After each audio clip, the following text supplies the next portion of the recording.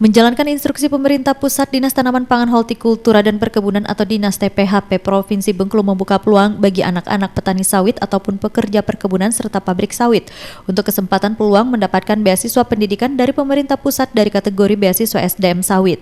Kuota penerima beasiswa SDM sawit dikalkulasi secara nasional yang dibuka sejak 2025 lalu dan tahun 2026 ini kembali dibuka. Pendaftar dapat melengkapi berkas seperti usia pendaftar maksimal 23 tahun, memiliki KTP dan kartu keluarga serta nilai rapor minimal 7. Sementara itu bagi pendaftar yang berdomisili di daerah tertinggal dan terluar, nilai rapor minimal yaitu 6.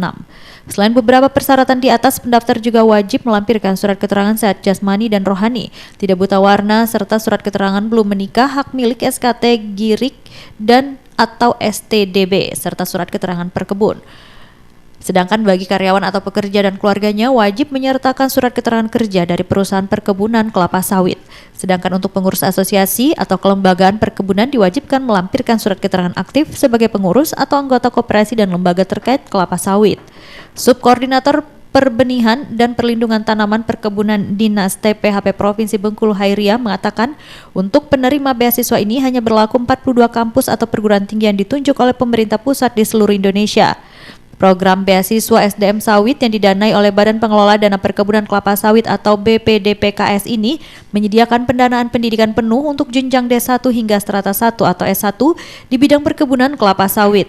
Penerima beasiswa akan mendapatkan berbagai fasilitas seperti biaya kuliah gratis, uang saku bulanan, biaya asrama, tunjangan buku dan laptop, fasilitas transportasi pergi pulang, program magang industri hingga sertifikasi kompetensi.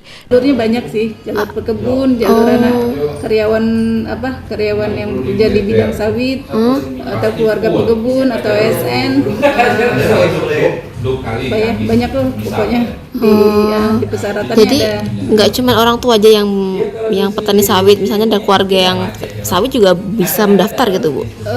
Dia bisa pokoknya misalnya orang tuanya bekerja di bidang kelapa sawit. Niko Relius, RBTV melaporkan.